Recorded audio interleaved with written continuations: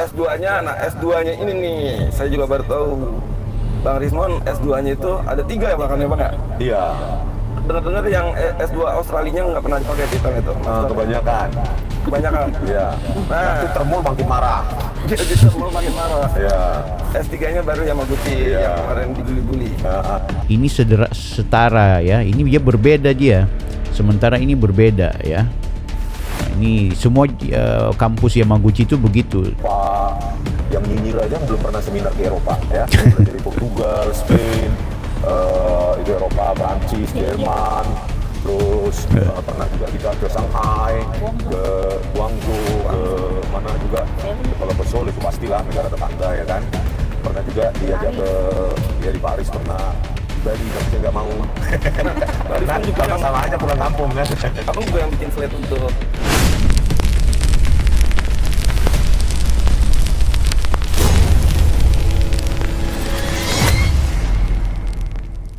Halo guys, bukannya Rismon Sianipar mengaku bahwa Yamaguchi Jepang itu dia tidak lulus, atau setidaknya dia berikan klarifikasi bahwa ijazahnya yang dianggap palsu itu ternyata ada alasan-alasan khusus, atau mungkin dia klarifikasi saja semua tuduhan-tuduhan baik dari Bang Joshua, Pak Roni Teguh, termasuk juga dengan temuan-temuan saya. Ya klarifikasi saja biasa-biasa, tidak perlu kemudian justru mengembangkan informasi yang bertele-tele.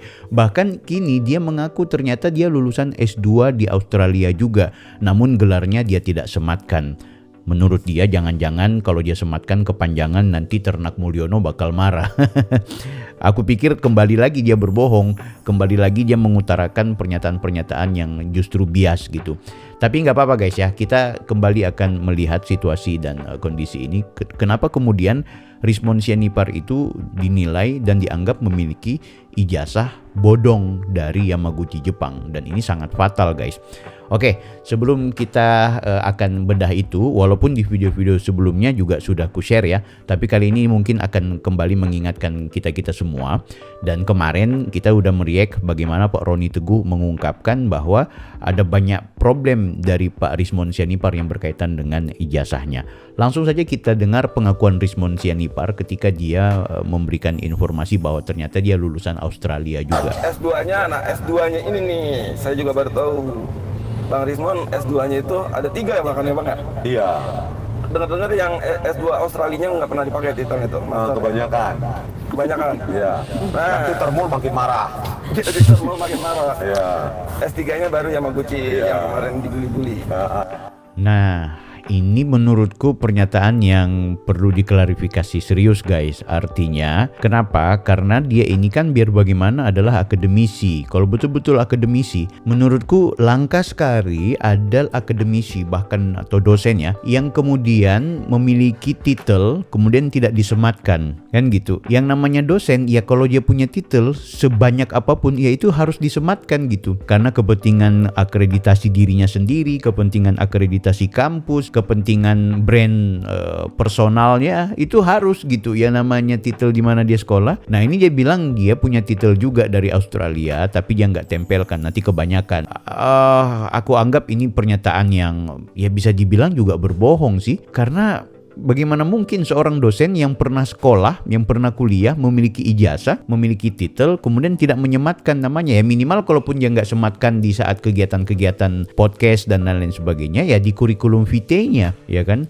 Kita ke kurikulum vitae-nya yuk, ya. Kita lihat apakah benar dia pernah sekolah di Australia ya. Kenapa dia mau menyebutkan bahwa dia pernah di Australia, lulus bahkannya punya titel, bukan cuma sekedar pernah sekolah dia bilang. Nanti dia bilang kebanyakan. Ini guys, kita lihat ya. Apakah benar yang namanya Rismon Sianipar itu ada nggak di kurikulum vitae-nya? Ini teman-teman bisa cek di Unram ya. Ini tempat dia mengajar, Universitas Mataram. CV-nya ada di sini, Sianipar. Nah, kalau kita mau baca-baca sih tidak ada dia mengkonfirmasi bahwa dia di Australia. Kita pin aja deh Australia. Nihil guys, Australia nihil. Mana yang dia maksud Australia ya? Yang dia tulis di sini justru beasiswa penerima master doktoral di Monbuka Gakuso, pemerintah Jepang 2003-2008. sarjana tekniknya di UGM. Oke, adalah ini. Tesis magister atau apa ini ya, S2-nya di UGM juga. Nah, ini juga ada S2 di Jepang ya. Tapi di S2 Jepang ini tidak pernah muncul dia punya tesis ya. Begitu juga dengan disertasi doktornya ini nggak pernah muncul ya. Ini Jepang, tapi nggak muncul di bank-bank data. Itu kan lucu menurutku. Pengalaman nggak ada ya, dia bilang di Australia. Ini menurutku perlu dipertanyakan lah apa yang dia sampaikan ini. Nggak ada. Dan dia cuma ikut proceeding seminar ini bersama senseinya Hidotoshi Miike. Ini di first international workshop Kansei. Tapi waktu dia perlihatkan data-datanya, dia bilang dia juga ada workshop yang ketiga. Padahal ini cuma satu kali ini kan dia punya kegiatan proceeding, seminar-seminar internasional gitu. Ya, nggak ada guys, ya. Jadi sekali lagi nggak ada. Kenapa dia nggak taruh di sini aja kalau memang dia pernah S2 di Australia gitu kan? Ini menurutku kembali dia melakukan pembohongan publik. Dia harus bertanggungjawabkan ini. Tapi nggak apa-apa, kita ikuti lagi ya apa yang dia mau bilang. Jadi itu terlalu jauh lah kalau saya dengar cerita abang di Jepang itu. Sangat jarang orang Indonesia yang keberadaannya dihargai di negara lain. Tetapi Bang Rismon ini dengar ceritanya, senseinya tuh sangat mengapresiasi, bahkan dia dapat kepercayaan untuk pegang kunci lab ya Bang ya? Iya, kunci lab. Kalau orang Jepang itu kan soalnya orang Asia, mohon maaf ini Asia Tenggara, ya, kalau jadi mahasiswa banyak juga tukang maling. Ini orang hobi sekali ya merendahkan pribadi dan juga komunitas, merendahkan kelompok atau bangsa. Sering, walaupun diawali dengan kata maaf. Ini kan logika salah guys. Apakah kemudian ada orang Asia yang kebetulan maling terus, atau orang Indonesia yang pernah maling terus itu kemudian dinyatakan sebagai bagian dari bentuk bahwa seluruh orang Indonesia maling kan gitu. Ini logika yang bermasalah sih. Barang lab yang mahal. Jadi kita ada trust dulu. Ada dua. Pertama, kunci lab untuk meja-meja kan ada ruangan paling besar itu. Apa yang dia bilang ini hanya menginformasikan bahwa dia pernah di Jepang. Ya, tidak ada yang menafikan bahwa beliau pernah di Jepang. Tidak ada yang menafikan bahwa beliau benar-benar adalah mahasiswa di Yamaguchi. Nggak ada. Semua setuju bahwa Anda memiliki beasiswa untuk kuliah di Jepang. Ya, tapi pertanyaannya apakah beasiswa itu diselesaikan secara 100% yang kemudian dibuktikan dengan kelulusan? Ya, pembuktian kelulusan kan yang minimal waktu dia lagi gonjang-ganjing diisukan bahwa tidak lulus, ya dia share aja bahwa ini foto wisudanya, ini fotonya bersama teman-temannya. Sampai sekarang kan nggak pernah guys. Malah dia menganggap bahwa ini hanya akan cuma hoax yang akan membuat energinya itu ya terkuras karena dia lagi fokus mau menghajar Pak Jokowi. Ya sekarang bagaimana kapabilitas dan kompetensi dia ini bisa dipercaya kalau kemudian dalam konteks personalnya aja bermasalah gitu. Bagaimana temuan dia tentang penelitian ijazahnya Pak Jokowi itu bisa dipercaya, sedangkan dirinya aja ternyata memiliki ijazah palsu. Itu yang seharusnya dia pertegas dulu, ya kan, supaya orang bisa percaya. Tapi kan ya karena motivasinya udah bukan lagi motivasi akademik, tapi politik, ya sudah seperti ini jadinya. Akhirnya kesana kemari pembahasannya kalau sudah bicara soal ijazah. Kita dengar lagi guys. Kalaupun itu ada yang bully-bully, nyinyir-nyinyir ya sudah. Apalagi sampai ada yang membuat hoax duta besar Jepang. Nah ini juga satu lagi Bang, betul. Kemarin ada yang buat hoax duta besar Jepang. Bahkan saya menyarankan sama Bang Rismon. Bang Rismon ini orang yang dihargai di luar negeri, tetapi ini dikriminalisasi di dalam negeri. Kurang lebih seperti itu. Dan menyarankan untuk Bang Rismon, bikinlah senseinya itu statement, minta kuat gitu, minta statement. Kalau misalkan abang nanti akan dikriminalisasi. Bahkan ilmu abang di luar negeri itu sangat dihargai. Iya, sensei saya sudah tua ya, zaman saya S3 itu pasti sudah pensiun. Tapi kan kita punya associate ya. Nah, asosiasinya sih. Ya. Ya. Nah itu kemungkinan nanti akan ada teman mantan satu lab ya kan, yang kerja bareng, dan teman-teman yang berangkat seminar mulai dari Eropa, yang nyinyir aja belum pernah seminar di Eropa ya, mulai dari Portugal, Spain, itu Eropa, Prancis, Jerman, terus pernah juga kita ke Shanghai, ke Guangzhou, ke mana juga, kalau ke Seoul itu pastilah negara tetangga ya kan. Pernah juga diajak ke, dia di Paris pernah, di Bali tapi saya nggak mau. Nah, juga yang sama aja pulang kampung kan. abang juga yang bikin slide untuk Jadi apa yang dia sampaikan ini sebenarnya adalah sebuah ungkapan bahwa menggambarkan beliau pernah punya pengalaman belajar di Yamaguchi, Jepang. Iya, punya associate. Oke, pertanyaannya sekarang apakah kemudian Anda bisa membuktikan bahwa Anda benar-benar lulusan Yamaguchi, Jepang? Ya, jangan sampai apa yang Anda sampaikan ini mungkin cuma S2-nya, pertanyaannya S3-nya bagaimana, ya kan? Kan yang dipertanyakan S2 dan juga S3 gitu kan. Pertanyaan yang kemudian juga adalah kalau memang benar-benar alumni Jepang, kenapa tidak publikasi aja bahwa Anda ini potret waktu Anda di wisuda di Jepang, ya kan, bersama teman-teman. Sedangkan Pak Jokowi di era 80-an saja itu punya dokumentasi-dokumentasi kegiatan perkuliahan dan juga wisuda, kan gitu. Kan tinggal Anda munculkan saja itu foto-foto seperti itu sehingga tidak ada spekulasi. Nah, oke, guys, untuk kemudian mempertajam kenapa kemudian akhirnya muncul keraguan terhadap identitas seorang Rismon Sianipar sebagai lulusan Jepang, ya, bahwa dia pernah di Jepang, ya, tidak ada yang menafikan itu, guys, ya. Itu yang perlu kita ingatkan teman-teman lagi. Nah, sebenarnya yang paling perlu dipertegas di sini adalah soal ada hal yang sebenarnya Bang Rismon ini bermasalah. Ya, ini aku akan perlihatkan ke teman-teman. Ya, ini guys ya, ini udah aku share ke teman-teman yang lalu itu ya. Pertama, kenapa akhirnya Bang Rismon Sianipar itu dianggap tidak lulus di Jepang? Ya karena memang di Bank Data Mahasiswa Yamaguchi Jepang, nama beliau itu Rismon Hasiolan Sianipar itu tidak memiliki karya S2-nya dan S3-nya, terutama S3 ya. Artinya disertasinya nggak muncul di Yamaguchi Jepang, nggak mungkin. Ya, nggak mungkin kalau seseorang yang nggak lulus dari lulus di Yamaguchi Jepang kemudian tidak ada di Bank Data. Tentu Anda mau bilang, oh ya mungkin Bang Rismon adalah orang yang secara kebetulan dia lulusannya di era 2000-an atau di era yang mungkin belum dimasukkan di Bank Data. Oke, nanti kita akan buktikan bagaimana ada mahasiswa lulusan tahun 90-an, dia kan tahun lulusan 2000-an gitu. Tapi ada dulu tahun 90-an tapi ternyata memiliki ijazah gitu, memiliki disertasi yang kemudian ada namanya di sini, ya kan? Di baik Bank Data Yamaguchi dan juga Bank Data yang ada di sini. Harus ada, guys. Nah, dia kalau di sini mungkin kalau cuma artikel ada, tapi kalau disertasi nggak ada dia. Teman-teman bisa cek. Kemudian kenapa dia dianggap bermasalah tidak lulus di Yamaguchi Jepang? Karena ini masa ijazahnya berbeda dengan alumni Yamaguchi Jepang lainnya. Kalau yang namanya katakana, hiragana ini huruf kanji terutama ya, kanji itu dia harusnya ini setara ya. Ini dia berbeda dia. Sementara ini berbeda ya. Nah, ini semua kampus Yamaguchi itu begitu. Termasuk juga Jepang, kampus-kampus Jepang lainnya.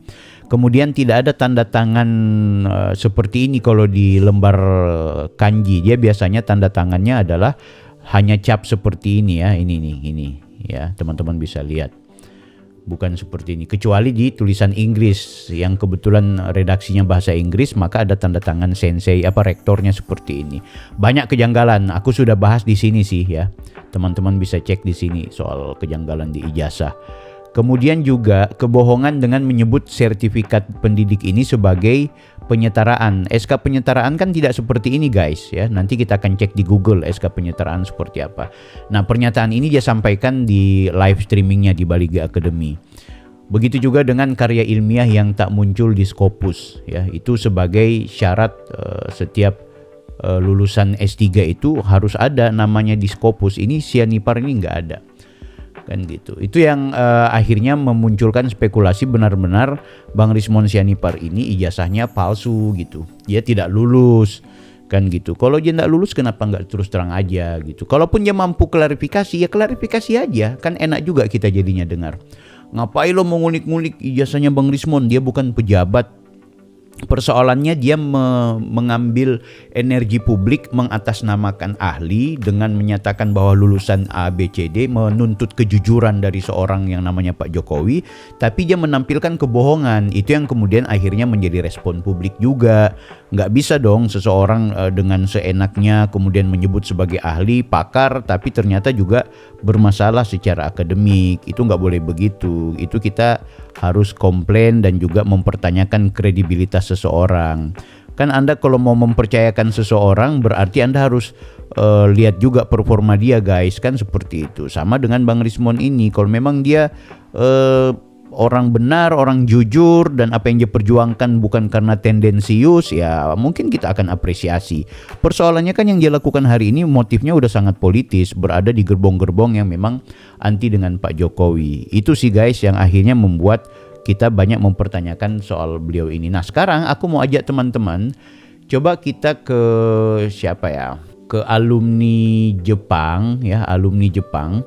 Kan misalnya ada yang berpandangan bahwa ini nih ya, ada yang berpandangan bahwa Bang Rismon itu karena dia di tahun 2000-an, jadi belum ada namanya di bank data, tapi kalau tahun mungkin 2011, 2012 ke sini mungkin ada. Persoalannya ini ada alumni nih, profesor sudah beliau, Pak Cece Sumantri. Beliau ini alumni Yamaguchi ya. Beliau alumninya di tahun berapa ya? Coba kita langsung lihat aja guys ya. Kita lihat di Cini, bukan Cini, Yamaguchi aja, di Yamaguchi, bank datanya Yamaguchi nih. Nah ini ada Widya Wijayanti juga ya, kita cek ini. Ini orang Indonesia yang kuliah di Jepang. Apakah ada datanya Widya Wijayanti? Nah ini karya yang kemudian dimuat di Yamaguchi, Jepang. Ya, ini ada. Nah sekarang kalau seandainya, tapi dia tahun berapa ini? Di tahun 2011. Oke, mungkin Anda mau bilang, kalau 2010 ke atas mungkin sudah masuk di sini. Tapi kalau Bang Rismon kan dia di 2008 sehingga nggak muncul namanya. Oke, sekarang kita cek, ya. Kita cek nama Cece Sumantri. Ini pernah aku share juga ke teman-teman. Cece Sumantri, beliau karya tulisnya dari Yamaguchi juga itu pernah dipublikasi, dan beliau bukan tahun 2000-an, malahan tahun 90-an. Pak Prof ya, Pak Prof Cece, beliau jadi dosen di ITB. Ya ini ya guys ya, Cece Sumantri tahun 97 guys. Ya doktornya ini tahun 97. Tapi Rismon Sianipar nggak ada. Biar kalian mau ngecek dimanapun kan gitu. Jadi bagaimana bisa, atau ini di Scopus ya, Pak Cece Sumantri ini ada namanya Pak Cece Sumantri, Scopus ini guys, Scopus. Cece Sumantri ada, sementara kita udah cek-cek yang namanya Bang Rismon nggak ada. Nah jadi akhirnya wajar kalau ada spekulasi orang-orang yang menyebutkan bahwa Bang Rismon ini sebenarnya tidak lulus di Yamaguchi Jepang, bahwa dia pernah kuliah, iya gitu. Nah sekarang nambah lagi bohongnya, bahwa dia lulusan S2 Australia. Udahlah, bukan anak kecil kita yang kemudian akan dibohong-bohongi terus. Ya cuma kan pengikutnya Bang Rismon pasti akan terkesima dengan dia mengatakan dia di lab, diberikan kepercayaan pegang kunci. Ya guys, itu banyak orang pegang kunci Ka'bah nggak pernah bilang-bilang gitu. Kalau cuma kunci lab biasa aja kali, malahan kalau suruh pegang kunci lab jangan-jangan di sana cuma maaf ya, cuma kerja aja gitu, mungkin bersihkan lab tanpa mengurangi rasa hormat ya. Jadi maksudku gitu, kita harus berimbang dapat informasi terkait Bang Rismon juga, supaya kita kemudian tidak terjebak dengan perspektif yang selama ini dia bangun padahal beliau sendiri itu bermasalah. Guys, silahkan tulis di kolom komentar kalau ada hal-hal yang kurang berkenan, dan kita berjumpa di video berikutnya. Saya Bang Bill, Offside.